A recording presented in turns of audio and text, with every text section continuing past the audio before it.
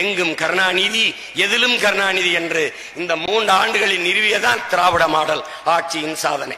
நியாயமாக அவர் பெயரை வைத்திருக்க வேண்டியது டாஸ்மார்க்கு மட்டும்தான். அது பணம் இல்லை. நாங்கள் பேசினால் காட்டுவதற்கு ஊடகங்கள் தயாராக இல்லை. காரணம், சீமானை 5 நிமிடம் காட்டிவிட்டால் போதும், 500 போன் போகும், அங்க அழைப்பு போகும். எதுக்கு அவரை போக்கஸ் பண்ணுகிறீர்கள்? எதுக்கு அவரை காட்டிக்கொண்டே இருக்கிறீர்கள்? ஏன் அவரை வளர்த்து விடுகிறீர்கள்? ஏன்? தமிழ் தேசிய அரசியல் ஆபத்தானது. தமிழ் தேசிய அரசியல் ஆபத்தானது. யாருக்கு? என் நிலத்தின் வளத்தை சுரண்டி கொளுத்த அயோக்கியர்களுக்கு. திமுக வந்தால் இங்கே ஒரு ரைடு விடுவது மாதிரி பணத்தை பறிக்கும் 1000 கோடி. அதிமுக வந்தால் இங்கே ரைடு விடுகிற மாதிரி ஒரு ரைடு விட்டு 1000 கோடி பறிக்கும். சீமான் வந்தால் மொத்தத்தையும் பறிக்கும். அதான் பிரச்சனை. திராவிட கட்சிகளை எவராலும் வீழ்த்த முடியாது. வீழ்த்த முடியாது. இன்னும் வீழ்த்த எவனுமே பிறக்கவில்லை. பிறக்காத எதிரிக்கு எதுக்கு பயப்படுற? எதுக்கு பயப்படுற? எதுக்கு பயப்படுற? எப்படி? பிஜேபி இந்தியாவையே 10 ஆண்டு ஆண்ட கட்சி, 22 மாநிலங்களே ஆண்ட கட்சி, பெரிய கட்சி. என் குச்சி. ஒரு சின்ன பைய சீமான பார்த்து அவன் சின்னத்தை எடுத்துக்கிட்டு ஆட்டம் காட்டுற, பயந்து நடுங்குகிறாய். நீ வீழ்வதற்கு என்ன? நான் இத்து உத்து போன மதில் சோறு நினைச்சுக்கிட்டு இருக்கியா? நீ மூளை என்ற உறுப்பை இந்த 10 நாளாவது பயன்படுத்தணும். அந்த மாநில முதலமைச்சர் சீதாராமையா, துணை முதல்வர் சிவகுமார் எல்லாம் பேசுறாங்களே, தமிழர்களுக்கு தண்ணி கொடுக்க நாங்க முட்டாள்களா என்று கேட்கிறாங்களே. அப்படி கேட்ட உங்க கட்சிக்காரனுக்கு நாங்க உங்களுக்கு ஓட்டு போட நாங்களே என்ன முட்டாள்களா என்று சொல்லலைன்னா உண்மையிலே நம்ம முட்டாள்கள் தான். தேர்தல் என்பது பணம் கொடுக்கிற, உணவு கொடுக்கிற, மதுபரிகா பரிமாறுகிற ஒரு திருவிழாவை போல் மாறி நிற்கிறது. இந்த தேர்தல் ஒரு மாறுதலை தர வேண்டும், நமக்கு ஒரு ஆறுதலை தர வேண்டும், தேறுதலை தர வேண்டும் என்ற புரிதல் உங்களுக்கு வர வேண்டும். ஒவ்வொரு 5 ஆண்டுக்கும் ஒரு முறை தேர்தல் வருகிறது. ஆனால் எந்த மாறுதலாவது வந்திருக்கிறதா என்பதை எண்ணி பார்க்க வேண்டும். இங்கே நம் உரிமைகள் பறிபோய் இருக்கிறது. ஒவ்வொன்றாக நீங்கள் பார்க்கலாம். கச்சத்தீவு பறிபோனது.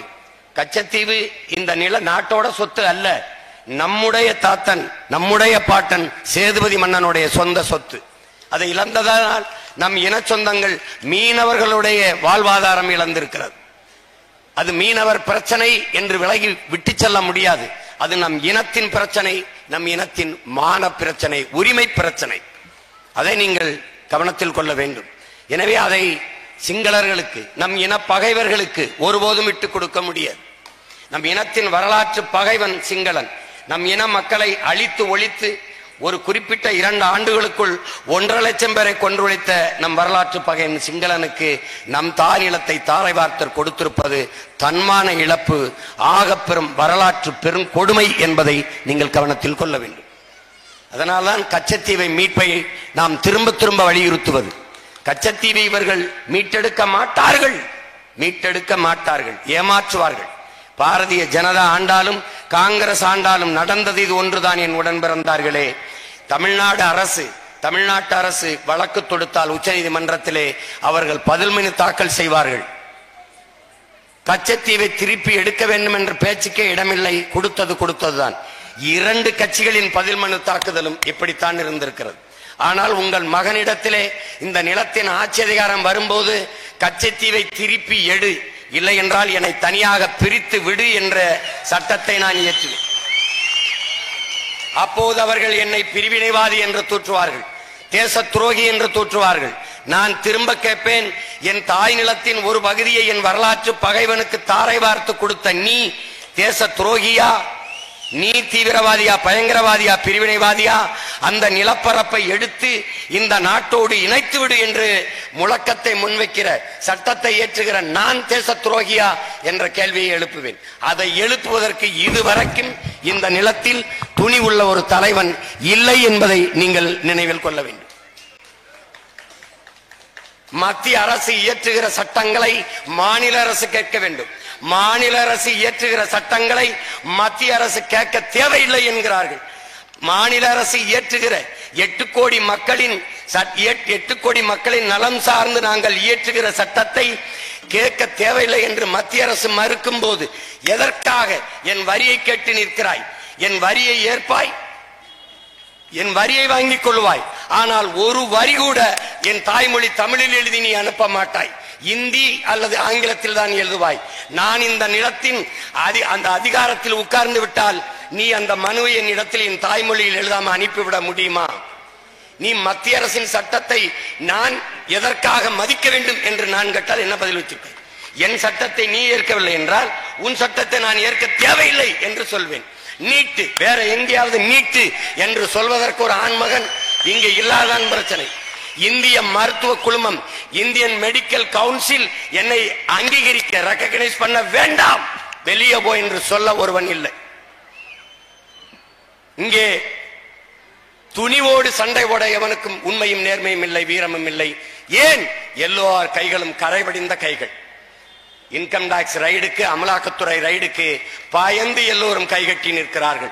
நெஞ்சை நிமிர்த்தி நேர்மை உண்மையுமாக இந்த மண்ணிலே பிறந்த மகத்தான தலைவர்களின் வரிசையிலே நிற்கிற பேர பிள்ளைகள் நாங்கள் தான் தனித்து நிற்கிறோம். எதற்கும் தயங்காமல், அஞ்சாமல், எவனிடத்திலும் சரணடைந்து கூட்டணி வைக்காமல், ED raid, income tax raid, NIA raid, எல்லா ரைடுக்கும் அஞ்சாமல் எங்க ரைடை எங்கள் தாய் நிலத்தில் நிகழ்த்தி கொண்டிருக்கிறோம்.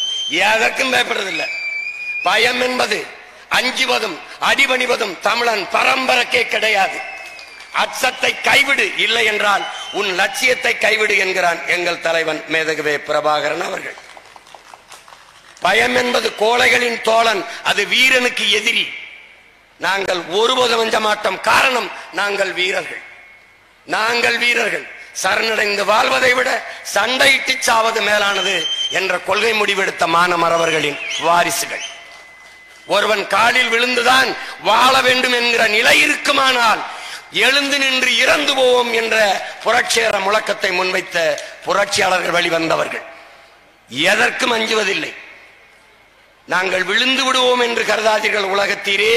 மீண்டும் மீண்டும் எழுவோம், இந்த நிலத்திலே எழுவோம். சிதைந்து அழிந்து கொண்டிருக்கிற எங்கள் தாய்மொழி மீட்சியுற வேணும். நாங்கள் மீண்டும் எழுவோம். இழந்து நிற்கிற உரிமைகளை மீட்க, இருக்கிற உரிமைகளை பாதுகாக்க வேணும். நாங்கள் மீண்டும் எழுவோம். நீங்கள் பார்க்கத்தான் போகிறீர்கள். எளிய பிள்ளை வந்தார்கள் சென்றார்கள் என்று இருக்காது, நின்றார்கள் வென்றார்கள் என்ற சரித்திரத்தை எங்கள் தாய் நிலத்திலே எழுதுவோம். வரலாற்றின் பக்கங்களில் பதிவு செய்வோம். வரலாற்றில் புறக்கணிக்கப்பட்ட இனத்தின் மக்கள், நிராகரிக்கப்பட்ட இனத்தின் மக்கள் ஒரு நாள் தங்களுக்கான வரலாற்றை தாங்களே எழுதுவார்கள் என்கிறார் அறிவாசான் அண்ணல் அம்பேத்கர் அவர்கள். அவர் முன்வைத்த புரட்சி மொழிக்கேற்ப எங்கள் இன வரலாற்றை நாங்கள் எழுதுவோம். மறக்கப்பட்ட எங்கள் இனத்தின் பெருமையை நாங்கள் மீண்டும் கட்டி எழுப்புவோம். மறக்கப்பட்ட எங்கள் இட அடையாளங்களை நாங்கள் மீண்டும் எழுதுவோம். இந்த தேர்தல் களத்திலே நாங்கள் வைத்திருக்கிற வரிசை படங்களை, பதாகைகளை பாருங்கள். எங்கால் எல்லாம் மறக்கப்பட்ட எங்கள் இன முன்னோர்கள். இரட்டமலை சீனிவாசன், அயோத்திதாச பண்டிதர், வாவு சிதம்பரனார், புரட்சியாளர் பழனிபாபா, தாத்தா காகித மில்லத், இவர்கள் எல்லாம் அடையாளம் தெரியாமல் மறைக்கப்பட்டவர்கள். எங்கும் கருணாநிதி, எதிலும் கருணாநிதி என்று இந்த 3 ஆண்டுகளில் நிறுவியதான் திராவிட மாடல் ஆட்சியின் சாதனை. நியாயமாக அவர் பெயரை வைத்திருக்க வேண்டியது டாஸ்மார்க்கு மட்டும்தான் அது சரியான பெயர். இது ஒண்ணுக்குத்தான் அவர் பெயரை வச்சிருக்காங்க, டாஸ்மார்க். கருணாநிதி படிப்பகம் என்று வைத்ததற்கு பதில் கருணாநிதி குடிப்பகம் என்று வைத்திருந்தால் மிகச்சரியாக இருக்கு. அதை தவிர இந்த நிலத்தில் அவர் பெயரை சொல்வதற்கு பெருமை மிக்க இடம் ஒன்றுமே கிடையாது, ஒன்றும் கிடையாது. மக்கள் காசில் சமாதி கட்டுவது, மக்கள் காசில் நூலகம் கட்டுவது, மக்கள் காசில் அவர் பெயரில் அந்த அறிவாலயம் கட்டுவது, அறிவாயுதம் கட்டுவது, இதேதான் வேலை இவர்களுக்கு. எதுவுமே கிடையாது. 8 வழி சாலை போடுங்கிறது, எதிர்கட்சியா இருக்கும்போது எதிர்க்கிறது, ஆளுங்கட்சியா வரும்போது இவர்களை கட்ட துடிப்பது, பரந்தூர்ல 5000 ஏக்கர்ல வானூர்தி நிலையம் கட்டப் போகிறேன் என்பது, இருக்கிற மீனம்பாக்கம் ஏர்போர்ட்ல பறக்கிறதுக்கு சொந்தமா ஒரு பிளைட் இல்ல, வக்கு இல்லாத இவர்களுக்கு 5000 ஏக்கர்ல ஏர்போர்ட்டுக்கு கேட்கிற கேள்விக்கு பதில் சொல்லு. போராட்டத்தில் இந்த மக்களை வெளியேற சொல்லுவோம். நாங்க யாரும் அந்த போராட்டத்தில் பங்கேற்கல. சொந்தமா ஒரு பிளைட் இல்ல உனக்கு, 5000 ஏக்கர்ல ஏர்போர்ட்டுக்கு கிரிக்கெட் விளையாடவா? எதற்காக?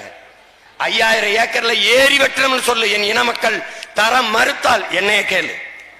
ஆனால் 5000 ஏக்கர்ல ஏர்போர்ட்டுக்கு யாரு கேட்டது?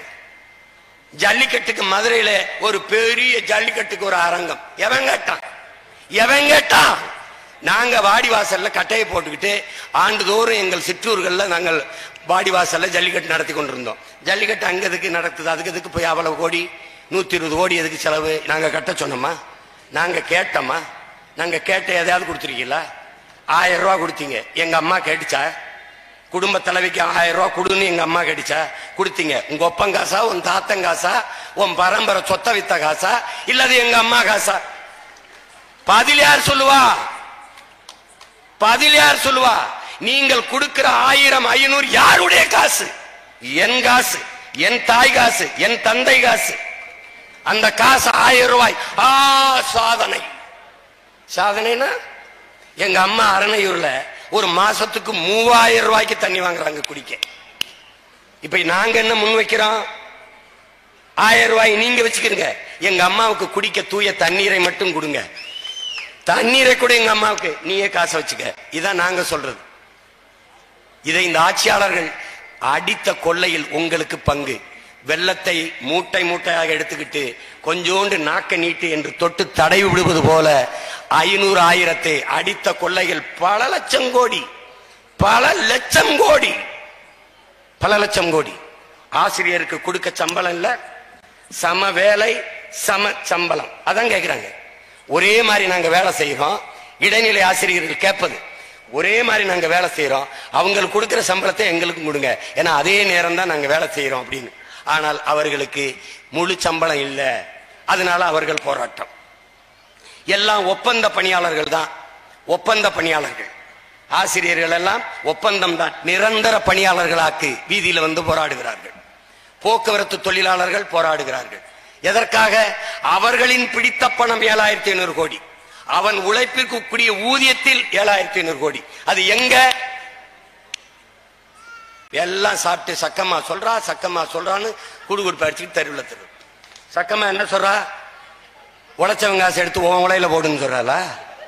7500 கோடி அவன் காசை கேட்டு போராடுகிறவனை போராட்டத்தை ஒடுக்குவது, வழக்கு போடுவது, அது ஏதோ சர்வதேச குற்றம் போல காட்டுவது, இதையெல்லாம் சகித்து கொண்டு நீங்களும் நானும் நிற்பது.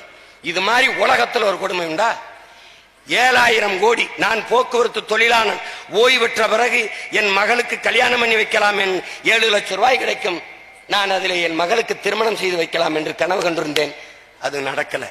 கடன் வாங்கி வீடு கட்டினேன், சொந்தமாக ஒரு வீடு.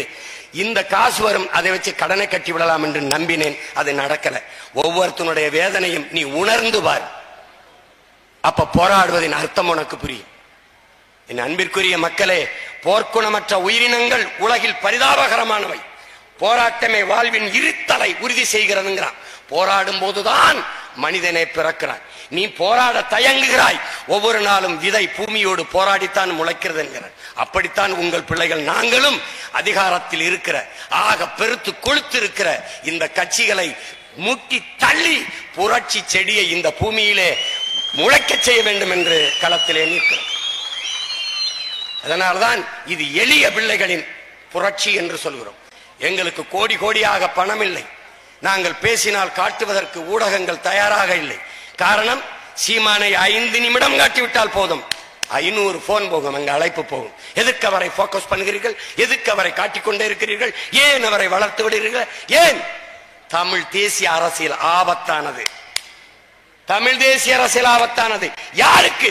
என் நிலத்தின் வளத்தை சொரண்டி கொளுத்த அயோக்கியர்களுக்கு, ஊழல் லஞ்சத்தில் ஊறி திளைத்த ஊழல் பெருச்சாலிகளுக்கு, முறையற்ற நிர்வாகம், கேடுகட்ட நிர்வாகம் செய்த திருடர்களுக்கு தமிழ் தேசிய அரசியல் ஆபத்தானது. ஏனென்றால் நாங்கள் முன்வைப்பது உண்மையும் நேர்மையுமாக என் மக்களுக்கு உழைக்கிற தூய அரசியல், நல்ல ஆட்சி. அதில் உங்களுக்கு ஆபத்து. திமுக வந்தால் இங்க ஒரு ரைடு விடுவது மாதிரி பணத்தை பறிக்கும் 1000 கோடி. அதிமுக வந்தால் இங்க ரைடு விடுகிற மாதிரி ஒரு ரைடு விட்டு 1000 கோடி பறிக்கும். சீமான் வந்தால் மொத்தத்தையும் பறிக்கும். அதான் பிரச்சனை. எப்படி? 128 வழக்கு, 136 வழக்கு. அப்ப என்ன முடிவெடுத்திருப்பேன்? வழக்கு இல்லை என்றால் விடியாத கிழக்கு. தடை, தடை, எல்லா கூட்டத்திற்கும் தடை. தடையை நொறுக்கு, படையை பெருக்கு, இனத்தின் விடுதலையே இறுதி இலக்கு என்ற முழக்கத்தை முன்வைத்தான். இதெல்லாம் ஏமாத்துறேன். திராவிட கட்சிகளை எவராலும் வீழ்த்த முடியாது, வீழ்த்த முடியாது. இன்னும் வீழ்த்த எவனுமே பிறக்கவில்லை. பிறக்காத எதிரிக்கு எதுக்கு பயப்படுற? எதுக்கு பயப்படுற? எதுக்கு பயப்படுற? எப்படி? பிஜேபி இந்தியாவே 10 ஆண்டு ஆண்ட கட்சி, 22 மாநிலங்களே ஆண்ட கட்சி, பெரிய கட்சி. என் குச்சி ஒரு சின்ன பைய சீமான பார்த்து அவன் சின்னத்தை எடுத்துக்கிட்டு ஆட்டம் காட்டுற, பயந்து நடுங்குகிறாய். எவன் உன்னை பார்த்து அதிகமாக விமர்சிக்கிறானோ அவன் உன்னை பார்த்து அஞ்சுகிறான், பயப்படுகிறான் என்று பொருள். கூட்டத்தில் யாராவது ஒருவன் உன்னை எதிர்த்தால் நீ வளர்ந்து கொண்டிருக்கிறாய் என்று பொருள். ஒரு கூட்டமே உன்னை எதிர்த்தால் நீ வளர்ந்து விட்டாய் என்று பொருள்.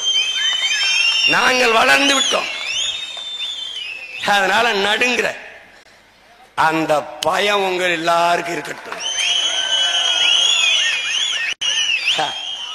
இதனால வீழ்த்திடலாம் அப்படின்னு நினைக்காத, வீழ்த்திடலாம். அதான் அதெல்லாம் சரித்திரத்தில் வாய்ப்பில்லை ராஜா, சரித்திரத்திலே வாய்ப்பில்லை ராஜா, வரலாற்றிலே வாய்ப்பில்லை. நீ வீழ்வதற்கு என்ன, நான் இத்து உத்து போன மதில் சோறு நினைச்சிட்டு இருக்கிய நீ? மாபெரும் கோட்டை, மாபெரும் கோட்டை, மண் கோட்டை தான் கட்டிருந்தான் என் பாட்டம் புளித்தவன். வெள்ளக்காரன் பீரங்கி குண்டுகளாலேயே தவிர்க்க முடியல, அவன் பேர நிக்கிறேன். நீ எந்த பெரிய பீரங்கி வச்சாலும் என்னை தவிர்க்க முடியாது. சும்மா ஒரு கதையை விட்டுட்டான், சின்னத்தை எடுத்துக்கிட்டா. நீ இன்னைக்கு ஏன் சின்னத்துல தான் ஓட்டு கட்டுக்கிட்டு இருக்க?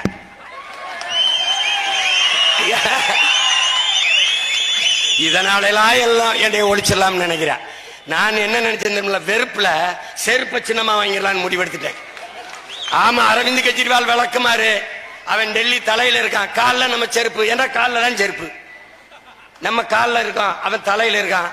அவன் தலைமகட்ல இருந்து கூட்டிட்டு வருவான், நம்ம செருப்பு இருந்து அடிச்சுட்டு போக வேண்டியதுதான். வேற என்ன பண்றது? அறிவார்ந்த தமிழ் சமூக மக்கள் சிந்திக்கணும். நீங்க உங்க பிள்ளைகள் மாற்ற அரசியல் என்று சொல்கிறார்களே, என்ன சொல்கிறார்கள்? அடிப்படை அமைப்பு அரசியல் மாற்றம் என்கிறார்களே, என்னென்ன மாற்றம் பாருங்க. 130 கோடி மக்கள் இருக்கும் போது என் உடன் பிறந்தார்களே, 543 பாராளுமன்ற சட்டம், 543 நாடாளுமன்றம் தான். ஆனால் 130 கோடி மக்களுக்கும் அதே 543 நாடாளுமன்றம் தான். இப்ப உங்க பிள்ளைகள் சொல்ற அடிப்படை அமைப்பு மாற்றம் என்ன தெரியுமா? என்ன தெரியுமா? 6 சட்டமன்ற தொகுதிக்கு ஒரு பாராளுமன்றம் என்பதை மாற்றி 3 சட்டமன்ற தொகுதிக்கு ஒரு பாராளுமன்றம் என்று கொண்டு வந்து உரிய பிரதிநிதித்துவத்தை ஒவ்வொரு தேசிய ஒவ்வொரு குடிமக்களுக்கும் உரிய முன்னுரிமையை கொடுங்கள் என்று சொல்லுகிறோம். அப்படிங்கும் போது மீனவன் நான், எனக்கு நீ போய் பேசாதே, நானே பேசுறேன். எனக்கு என்ன செய்துங்கிறத நான் தான் சொல்லணும், என்ன செய்துங்கிறத நான் தான் சொல்லணும். அப்ப 543 இருக்கிற இடத்தில் நீ மறுபடி இதை மாத்துங்கிற 130 கோடி மக்களுக்கு 3 சட்டமன்ற தொகுதிக்கு ஒரு பாராளுமன்றமாக மாற்று. இது அமைப்பு மாற்றம். நீ தாழ்த்தப்பட்ட மக்களுக்கு, பழங்குடி மக்களுக்கு தனி தொகுதி கொடுத்திருப்பது போல சரிபாதி இருக்கிற பெண்களுக்கும் தனி தொகுதி கொடு என்று சொல்கிறேன். நான் கன்னியாகுமரியில நாடாளுமன்றத்தில் ஒரு தங்கையை நிறுத்திருக்கிறேன், மரிய ஜெனிஃபர் என்று. மீதி எல்லா வேட்பாளர்களும் ஆண் வேட்பாளர்கள். அப்ப 3 ஆண்களோடு ஒரு பெண் போட்டி போடுவது கடினம். பெண்ணை நிறுத்துகிற தனியாக பெண்களுக்கு இந்த தொகுதி என்றால், நான் நிறுத்துவது போல எல்லா கட்சியும் பெண்களைத்தான் நிறுத்தும். இது அமைப்பு மாற்றம். அப்படி கொண்டு வாங்க. நீ பழங்குடி மக்கள் தாழ்த்தப்பட்ட குடிகளுக்கு இருப்பது போல எங்களின் ஆதிக்குடி, முதலில் நாங்கள் குறவர்கள், பிறகு கோன், அடுத்தது வேளாளர்கள், பிறகு பரதவர்கள், மீன் பிடிப்பதால் மீனவர்கள், நிலம் பள்ளமாக இருந்ததால் அங்கு வாழ்ந்தவர்கள் பல்லர்கள், குறிஞ்சிக்கும் மருதத்திற்கும் இடையிலே வாழ்ந்ததால் நாங்கள் இடையர்கள். இதெல்லாம் காரண பெயர்கள். எங்கள் குடிப்பெயர் கோன், எங்கள் குடிப்பெயர் வேளாளர், எங்கள் குடிப்பெயர் பரதவர். எங்களை எல்லாம் பழங்குடி பட்டியலில் சேர்த்து எங்களுக்கு தொகுதிகளில் முன்னுரிமை கொடு. அப்படி என்றால் மீனவன் நானே இந்திய ஒன்றிய பாராளுமன்றத்திற்குள் எனக்கு பிரச்சனை என்ன என்று நானே பேசுவேன். எப்படி பேசுவேன்? கச்சத்தீவை திருப்பி எடு என்ற குரலை நானே எழுப்புவேன். எதனால்? கச்சத்தீவு அவனுக்கு என்று கொடுத்தால் கடல் எல்லை அவனுக்கு தூரம், கச்சத்தீவு எனக்கென்று எடுத்தால் கடல் எல்லை எனக்கு அதிகம். அதனால் அவன் எல்லை தாண்டி வருகிறான், எல்லை தாண்டி வருகிறான், எல்லை தாண்டி வருகிறான் என்று எங்களை சுடுகிறான், படகை பறிக்கிறான், ஏலம் விடுகிறான், அடிக்கிறான், வலையை கிழிக்கிறான். அதனால் கச்சத்தீவை திருப்பி எடு. இப்ப நான் வந்துட்டேன், கச்சத்தீவை திருப்பி எடுக்க முடியாது, சண்டை நடக்கும். அதுக்கு எப்படி சண்டை போடணும்னு தெரியும். ஏன்னா இந்த தலைவர்களை பார்த்து அரசியல் செய்ய வந்தவன்ல, பிரபாகரன் என்ற மாபெரும் வீரனின் மகன். அப்ப என்ன செய்வாய் சீமான்? என்ன செய்வாய்? கோஸ்ட் கார்டு நீ ஒண்ணு வச்சிருக்க, நீ ஊர்காவல் படைன்னு வச்சிருக்க, போலீஸ் வச்சிருக்க, சிபிசிஐடி வச்சிருக்க. அது மாதிரி நெய்தல் படை என்கிற ஒரு படையை நான் கட்டுவேன். அந்த படையில் மீனவர்களுக்கு மட்டும்தான் வாய்ப்பு. எப்படி? அவனுக்கு படிச்சிருக்கணும் தேவையில்லை. படகோட்ட தெரியுமா, நீஞ்சல் தெரியுமா, நீ நெய்தல் படை வீரன் எடுத்துருவேன். இந்த நாட்டில் இருக்கிற ராணுவ வீரர்கள் கொடுக்கிற பயிற்சியை விட ஆகச்சிறந்த பயிற்சியை கொடுத்துருவேன். கொடுத்துட்டு என்ன பண்ணுவேன்? நீ பெட்ரோல் கொண்டு வரையோ இல்லையோ, இந்த கையெறி கொண்டா கொண்டுகிட்டு போம்பேன். அவன் என்ன பண்ணுவேன்? ஆக பெரும் ஆயுதங்களை கையில் கொடுத்துருவேன். வச்சுக்க, உன்னை தொட்டாண்டா தூக்கு, இன்டர்நேஷனல் இஷ்யூ ஆக்கு, நீதியை நாம் பார்த்துக்கிறேன். இவர் வந்ததுக்கு பிறகுதாங்க இப்படி நடக்குது. இதுக்குதான் மேல வழக்கு சேலத்துல. ஆனா என்ன தெரியுமில்ல, இந்த வழக்க போட்ட பெருமக்கள், அவர் பினராயி விஜயன் நெய்தல் படையை கட்டி அந்த பேரேட்ல அணிவகுப்புல கலந்துகிட்டார், வாழ்த்துக்கள். சீமான் சொன்னா எப்படி இருக்கு? கசக்குது. இதையே ஐயா ஸ்டாலின் அணிவிக்கிறார். கடலோர நெய்தல் என்னது, நெய்தல் என்னது, மீட்சி படை, நெய்தல் மீட்சி இயக்கம். நான் சொன்ன நெய்தல் படைக்கு மீட்சி இயக்கம். இது உலக வங்கியின் நிதி உதவியோடு நடக்கும். அப்படின்னு என்னது? கடல் நிலத்தை அடமான வச்ச மாதிரி கடலையும் உலக வங்கிக்கு அடமான வைக்க போறேன். உலக வங்கியின் நிதியோடு யாருக்கு நடக்க போகுது? நான் சொன்ன நெய்தல் படைக்கு உங்க மீட்சி இயக்கத்துக்கும் என்ன வேறுபாடு? 2000 கிலோமீட்டர் இருக்குமா? 2000 கிலோமீட்டர். நீங்க முதலாளிகளுக்கு சொல்லுறீங்க, நான் உண்மையிலேயே என் மீனவ சொந்தங்களுக்கு சொல்றேன். நீ ஒரு தடவை உங்க மகனை உட்கார வச்சு பாருங்க, என் மீனவனை தொற்ற சொல்லு. நான் காலையில கூப்பிட்டு பத்திரிகையாளர் சந்திச்சு, நான் இந்த பதவியில் இருக்க தகுதி இல்லாம போயிட்டேன், நான் விளைவிக்கிறேன், வேற ஆள் இந்த ஆட்சி சைட்டுன்னு போயிரு. நடக்குதா இல்லையான்னு பாரு. அவனுக்கு தெரியும் நான் வந்தா தொடமாட்டேன். நீ கேரளாவில இருந்து எல்லை தாண்டி போறான்ல மீனவன், யாரையாவது தொடுறானா? படக பறிக்கிறானா? சுடுறானா? வலையை கிழிக்கிறானா? சிறைப்படுத்துறானா? ஏன்? அவன் சொன்னாங்க கோச்சுப்பாங்க, அதுக்கு ஒரு வழக்க போடுவாங்க, இப்படி இல்லாம பேசுறது அப்படின்னு. உண்மையிலேயே நல்ல தாய் தகப்பனுக்கு பிறந்திருக்காங்க, உண்மையிலே மான ரோசம் சோரணம் இருக்குது. அவன் அந்த இனம் சார்ந்தவன், அந்த மொழி சார்ந்தவன், அந்த நிலத்தை நேசிப்பவன், அந்த மண்ணை மக்களை உயிராக மதிப்பவன். தொட்டு பாலான் நிக்கிறான், தொடமாட்டான். எங்க அண்ணன் அந்த நிலத்துல பிரபாகரன் என்ற பெரிய வீரன் ஈழத்திலே தன் படையோடு நிக்கிற போது என் மீனவனை தொட்டானா? சிங்களன் இல்ல. அப்போ நீ என்ன இவ்வளவு பேசிக்கிட்டு இருக்க? கேரளாவில் மழை இருக்கா இல்லையா? ஒரு கேள்வி எல்லாம் படிச்ச பிள்ளை என் பக்கத்தில் நிக்கிற. கேரளாவில் மழை இருக்கா? மேற்கு தொடர்ச்சியின் தொடக்கது அங்கதான், முடிவது ஒரிசா. நீ படிச்சிருக்கில்ல, எவ்வளவு சிக்கல். இதையா நீ எதிர்ப்பு சந்திக்க மாட்ட, சிந்திக்க மாட்ட? கேரளாவில் மழை இருக்கு, கேரளாவில் ஆறு இருக்கு, மண்ணை அள்ளக்கூடாது தடை இருக்கு, மலையை தொடக்கூடாது தடை இருக்கு. அவன் மண்ணை, அவன் மலையை உயிராக மதிக்கிறான். ஆனால் என் மண்ணிலே 32 ஆறுகள், 32 ஆறுகளே மணல் எங்கே இருக்கு? எம் சாண்டு ஏன் வந்தது? 32 ஆண்டுகள் ஆறின் மணலும் தீர்ந்து போனது. தமிழக மக்களின், தமிழ்நாட்டு மக்களின் மணல் தேவைக்கு மட்டும் மண் எடுக்கப்பட்டதா? மணல் எடுக்கப்பட்டதா? இல்லை. பக்கத்தில் இருக்கிற ஆந்திரா, கர்நாடகா, கேரளா, அரபு நாடுகள், பல்வேறு நாடுகளுக்கு என் மணல் கடத்தப்பட்டது. பாலாற்று மணல் விற்கப்படும் என்று கேரளாவிலே, ஆந்திராவிலே பாலாற்று மணல் கிடைக்கும் என்று தமிழர் நிலப்பகுதியிலே, தாமிரபரணி ஆற்று மணல் கிடைக்கும் என்று கேரளாவிலே, எல்லா மாநிலத்திலும் வித்தான். கடைசியா 32 ஆறும் செத்தது. ஆறு செத்துருச்சு என்று எப்படி சொல்லுகிறாய் சீமான்? மனித உடலுக்கு தோல், ஆற்றுக்கு மணல்.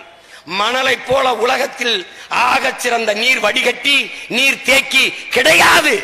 இந்த அறிவியல் உயிரியல் உண்மையை நீ கற்காது எனக்கு ஓட்டு போட்டு ஒரு பயனும் இல்லை. இதை நீ புரிந்து கொள்ள வேண்டும். என் தோலை நீ கத்தியை வச்சு எடுத்து விட்டாய் என்றால் காற்றிலே மிதந்து வர்ற நோய் தொற்றி என்னை தொற்றி நான் 5 நிமிடத்தில் இறந்து விடுவேன். அதை போல மணலை எடுத்து விட்ட பிறகு ஆறு மரணித்து விட்டது. ஆறு ஆகச் சிறந்த மணல் நீர் வடிகட்டி என்று நான் சொல்வதை நீ நம்ப மறுக்கிறாய் என்றால் கடற்கரைக்கு செல். கடலில் மண் தண்ணீர் எடுத்து குடி, உப்பு கரிக்கும். 2 அடி தள்ளி வா, மணலை தோண்டு. மணல் தண்ணி ஊறி வரும், எடுத்து குடி, உப்பு கரித்தால் என்னைய கேள். அந்த மணல் அந்த உப்பை வடிகட்டி விடுகிறது. ஆகச் சிறந்த நீர் வடிகட்டி நீர் தேக்கி மணல். அந்த மணலை எடுத்ததால் ஆறு செத்து போனது. ஆறு செத்து போனது என்று எப்படி சொல்லுகிறாய்? ஆற்று கரையிலே இருக்கிற பனை, தென்னை, பாக்கு மரம் கழுத்து முறிந்து செத்து போச்சு, ஆறு செத்து போச்சு. சான்று. ஆறு செத்து போனா என்ன? நீ செத்து போயிருவ. பனை செத்து போகுதே, ஏன் செத்து போகுது? நீ படிக்கணும். பனை மரம் பாலைவனத்தில் வராது. ஆனால் வறண்ட நில பயிர் ராமநாதபுரம், சிவகங்கை, இங்கே இருக்கிற கோயில்பட்டி, இங்கே இருக்கிற எல்லா திருச்செந்தூர் எல்லா பகுதியிலையும் வரும். 1000 அடிக்கு கீழே போய் நீரை உறிஞ்சி வைத்துக் கொள்கிற ஆற்றல் பெற்ற மரம் பனை மரம். அந்த பனை மரம் சாகிறது என்றால் 1000 அடிக்கு கீழே பூமியில் தண்ணி இல்லை என்பதை உணர்த்துகிறது. உன் நிலம் பாலைவனமாய் கொண்டிருக்கிறது என்பதை உணர்த்துகிறது. இதை அறிந்து தெரிந்து கொள்ள என் அன்பு தம்பி தங்கைகளே, இதை புரிந்து கொள்ளுங்கள். உங்கள் வாக்கை பொறுக்க வருகிற இந்த திருட்டு கூட்டத்தை நீங்கள் விரட்டி அடிக்காமல் இந்த மண்ணில் நீங்கள் வாழ்வது பயனற்றது, வாழ முடியாது. எப்படி இருக்கு கொடுமை? இது தீந்திருச்சு. அவனுக்கு வீடு கட்ட மண் இல்ல, மணல் என்ன பண்றான்? இங்கிலீஷ்ல மலை மணல். மலையை இன்னைக்கு அவன் பூமி தாயின் மாறாக பார்க்கிறானோ அவன் தாண்டா மனிதன், அவன் தாண்டா ஆகச் சிறந்த தலைவனா இருக்க முடியும். உன் தாய்க்கு நோய் இருந்தால் அது உனக்கு வரும், உன் சேய் உனக்கும் வரும். உன் தாய்க்கு காச நோய் இருந்தால் உனக்கு வரும். உன் தாய்க்கு புற்று இருந்தால் உனக்கு வரும். உன் தாய்க்கு இளம் வயதில் இதய அடைப்பு வந்தால் உனக்கு வரும். என்ன இருக்கிறதோ உனக்கு வரும். அப்ப தாய்க்கு நோய் வந்தால் சேய்க்கு வரும் என்றால் பூமி தாய்க்கு நோய் இருந்தால் உனக்கு வரும். அவள் தான் உனக்கு தண்ணி தரணும், அவள் தான் காற்றை தரணும், அவள் தான் உனக்கு உணவை தரணும். அவளுக்கு நோய் இருந்தால் இதுவெல்லாம் நோயாகி போகும். சாப்பிட்டு நீ நுகர்ந்து சாக வேண்டியதுதான். இந்த சூழலில் நீ நின்று கொண்டிருக்கிறாய். இதை இந்திய அரசியல் கட்சிகளில் ஒரு தலைவன் கூட உனக்கு சொல்லித்தர மாட்டான். இது என் தாய் மேல சத்தியம். ஏன் நான் எனக்கு போதிக்கிறேன்? ஏன் போதிக்கிறேன்? எனக்கு உன் வாக்கு முக்கியம் அல்ல, உன் வாழ்க்கை எனக்கு முக்கியம். நான் இந்த ஓட்டுக்காக வந்தவன் அல்ல, நீ பிறந்த பெருமை மிக்க நாட்டுக்காக வந்தவன் என்பதை புரிந்து கொண்டு நீ எனக்கு வாக்கு செலுத்தணும். அதற்காகத்தான் இவ்வளவு நேரம் கத்திக் கொண்டிருக்கிறேன். காலையிலிருந்து 7-8 கூட்டங்கள் பேசிக்கொண்டே இருக்கிறேன் என்றால் காரணம் உன் மீது இருக்கிற பேரன்பும் பெரும் காதலும் என்பதை நீ புரிந்து கொள்ள. நீ என்னை காதலிக்கலாம், ஒண்ணும் செய்ய முடியாது. மறுபடியும் கூடுதலா அன்பை காட்டுவேன். மறுபடியும் ஒண்ணும் செய்ய முடியாது. மறுபடியும் கூடுதல் அன்பை காட்டுவேன். மறுபடியும் நீ என்னை காதலிக்க, மறுபடியும் கூடுதல் அன்பை காட்டுவேன். கடைசியா என் மரணம் தான் என் காதலை உனக்கு உணர்த்தும்னா மரணித்து போகும்போதும் நான் என் அன்பை காட்டிவிட்டு தான் சாவேன். அதுவும் இந்த மொழிக்கும் இந்த இனத்திற்கும் இந்த நாட்டிற்கும் மண்ணுக்கும் மக்களுக்குமாக இறுதி வரை உறுதியாக நின்று போராடி ஒரு எளிய மகன் செத்தான் என்கிற வரலாற்று பதிவு தான் வருமே ஒழிய அடமான வச்சான், 50 சீட்டுக்கு போனா, 500,000 நோட்டுக்கு போனா, இது எங்கள் பரம்பரையிலே கிடையாது. சிங்களன் எங்களோடு சண்டையிட்டான். என் அன்பு மக்களே, அவன் கடன் வாங்கி கையெழுத்து போடாத நாடு கிடையாது. எங்கள் தலைவனும் அந்த ராணுவத்தை எதிர்த்து 35 ஆண்டுகள் சண்டை போட்டார். ₹1 உலக நாடுகளில் கடன் வாங்கி கையெழுத்திட்டது கிடையாது. பாட்டி வடை சுட்டு வித்த காசிலே படைகட்டி போராடியவன் எங்கள் உயிர் தலைவன் மேதகவி பிரபாகரன் அவர்கள். அவன் பரம்பரையில் வந்த பிள்ளைகள் நாங்கள். எதற்கும் அஞ்சுவதும் அடிபணிவதும் செய்ய போவதில்லை. அதனால் சமரசம் இல்லாத சண்டை போடுவோம். ஓட்டு கேட்க போன இடத்துல உனக்கு வீடு தருவேன், கார் தருவேன், 1000 ரூபாய் காசு தருவேன், அண்டா தருவேன், குண்டா தருவேன், மிக்சி தருவேன். இதெல்லாம் அயோக்கிய பைய தருவான். உன்னை ஏமாத்திரவன் தருவான். உன்கிட்ட திருட்டு பைய தருவான். முல்ல மாதிரி பைய தருவான். கேடு கட்டவன் தருவான். கேவலப்பட்டவன் தருவான். நான் இதையெல்லாம் தர மாட்டேன். உன் அறிவை வளர்க்கிற ஆகச் சிறந்த கல்வியை உலக தரத்துக்கு தருவேன். உன் உயிரை காக்கிற மருத்துவத்தை உலக தரத்திற்கு தருவேன். சிங்கப்பூர், அமெரிக்கா, வெளிநாடுகளுக்கு சென்று நீ பார்க்கிற மருத்துவத்தை அமெரிக்காவில் இருந்து நோயாளிகள் என்னிடத்திற்கு வந்தார்கள் என்ற நிலையை உருவாக்குற தரத்திற்கு உனக்கு மருத்துவம் தருவேன். தண்ணீர் விற்பனைக்கு கிடையாது, தடை சட்டம் போடுவேன். இதுவரை வித்தவன்ட்ட மொத்த காசையும் பட்டியலிட்டு வாங்குவேன். தண்ணீர் விற்பனைக்கு கிடையாது. தண்ணீர் மனித தேவை மட்டும் கிடையாது, உலக உயிர்களின் உயிர் தேவை. இங்கே எத்தனை மரங்கள் என்னையை சுற்றி, உங்க வீட்டிலே எத்தனை அடிக்க ஆழத்திற்கு ஆழ்குழாய் கிணறை இணைப்பீர்கள்? போரை போட்டிருக்கிறீர்கள். 400 அடி, 500 அடி, 300 அடி. சரி, கீழே இருக்கிற தண்ணீரை நீங்கள் உறிஞ்சி விட்டீர்கள். இந்த மரம் எவ்வளவு ஆழத்திற்கு வேற இறப்பி நீரை எடுத்து வரும்? எவ்வளவு தூரத்துக்கு போகும்? 400 அடி போகுமா? 1000 அடிக்கு கீழே வர மரமே சாகுது. இந்த மரம் எப்படி? இந்த மரம் இல்லாத உனக்கு காற்று எப்படி? சுவாசம் எப்படி? மழை எப்படி? வாழ்வது எப்படி? கொஞ்சம் யோசிக்கணும் ராஜா, கொஞ்சம் யோசிக்கணும்.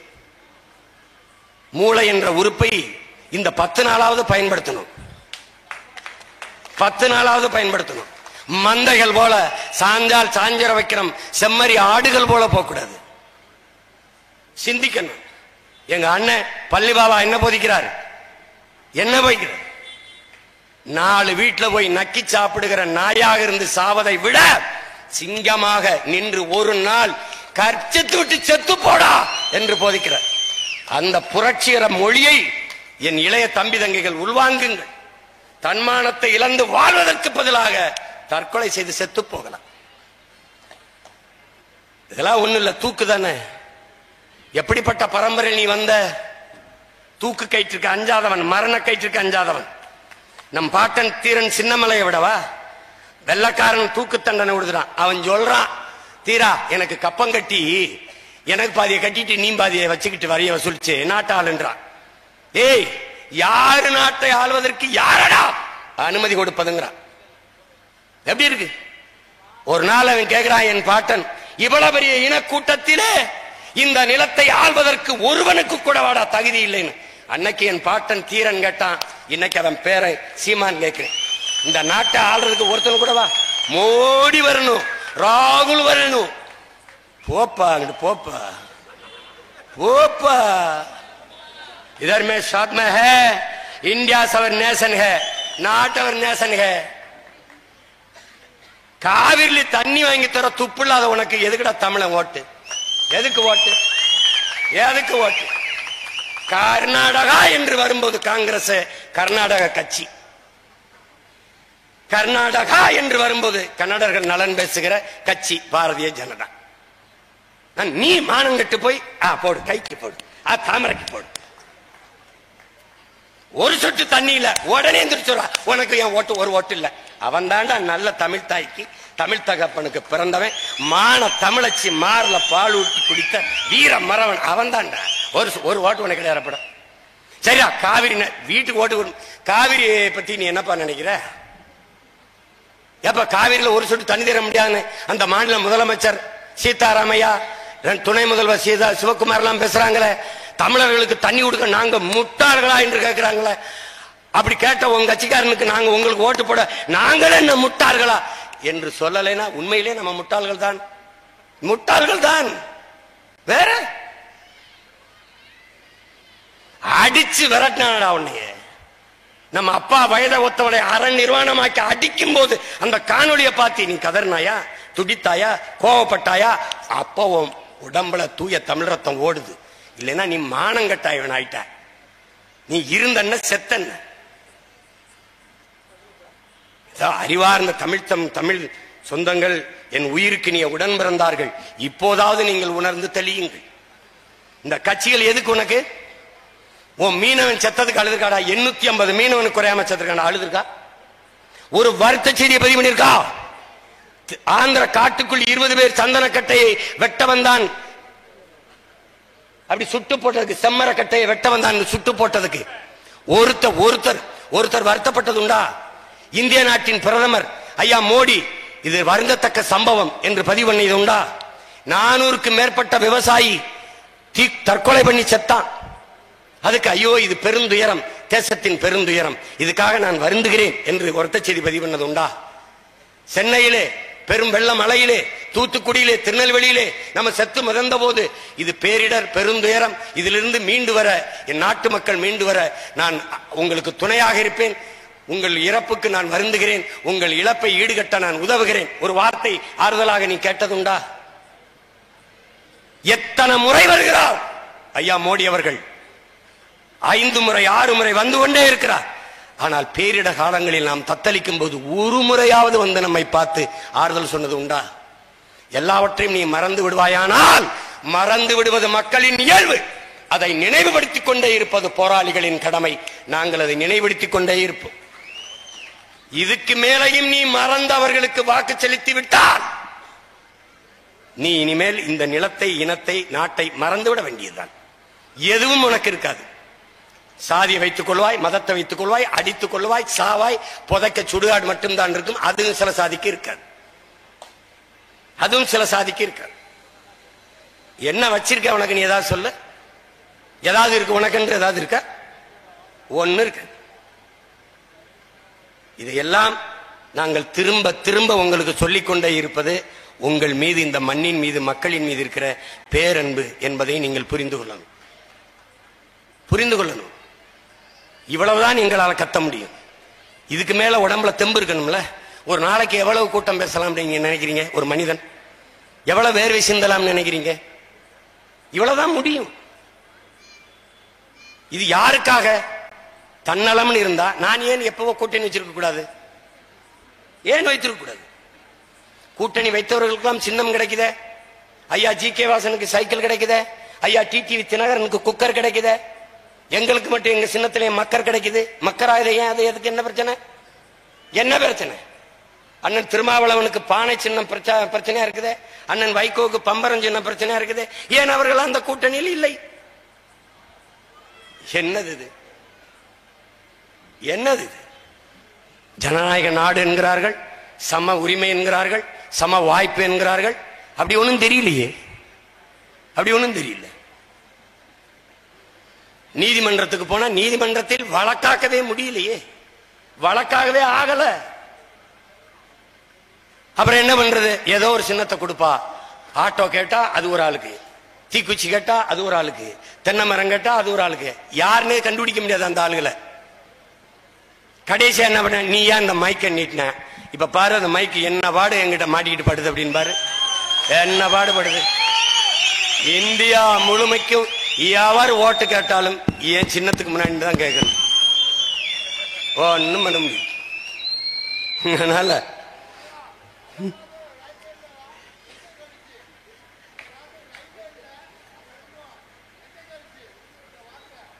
அப்புறம் அப்ப அவர் என்ன சொல்றாரு?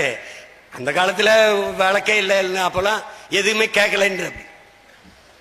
இப்ப இந்த சின்னம் வந்த பிறகுதான் எங்க எண்ணத்தை வெளிப்படுத்த முடியுது. அதனால அறிவு கூர்ந்த, அறிவார்ந்த என் தமிழ் சமூக மக்கள், இளைய தலைமுறை புரட்சியாளர்கள், இந்த தமிழ்நாட்டை வலிமை மிகுந்த, வளமை மிகுந்த நாடாக மாற்றி படைக்க காத்திருக்கிற இளைய தலைமுறை புரட்சியாளர்கள், என் பேரன்பிற்கினிய தம்பி தங்கைகள், பெரிதும் நாங்கள் நேசிக்கின்ற என் பெற்றோர்கள், உங்கள் பிள்ளைகள் எங்களை கைவிட்டு விடாதீர்கள். இந்த நிலத்தில் நான் தேடி தேடி என் தம்பியை வேட்பாளராக நிறுத்தியிருக்கிறேன். இவர்கள் எல்லாம் புதியவர்கள் அல்ல. இங்கே நிற்கிற எவரும் புதியவர்கள் அல்ல. ஏற்கனவே நின்றவர்கள், வென்றவர்கள், ஆட்சி செய்தவர்கள். இங்கே எந்த தீப்பெட்டி தொழிற்சாலை இருக்கிறது, அடிக்கடி வெடித்து சிதறி பல உயிரிழப்புகள் நடக்கிறது. ஒரு அவசர சிகிச்சைக்கான ஒரு மருத்துவ கட்டமைப்பு கூட இங்கே இல்லை. மதுரைக்கு தூக்கிட்டு போவதை தவிர அவர் வழி இல்லை. அந்த அளவிற்கு தான் இந்த மண்ணின் மக்களின் மீது இவர்களுக்கு அக்கறை இருக்கிறது. அங்கே வரும்போது தொடர் வண்டி நிறுத்தம் இருக்கிறது.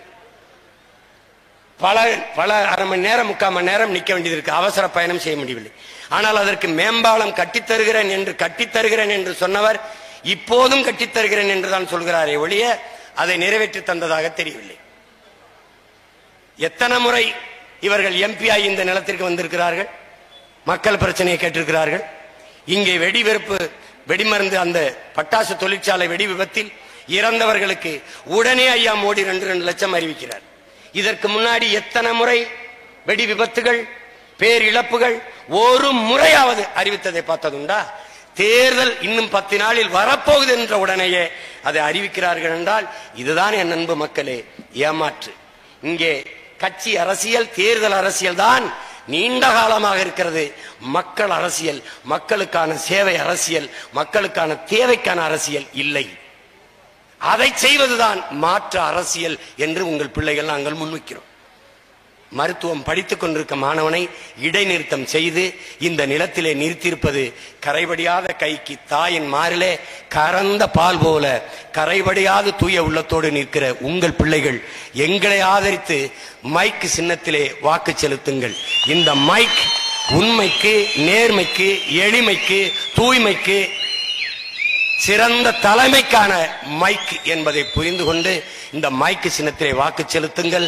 என் தம்பி கௌசிக் மருத்துவன், இளைஞன், தன்னலமற்று இந்த மண்ணுக்கு மக்களுக்குமாக சேவை செய்வான்.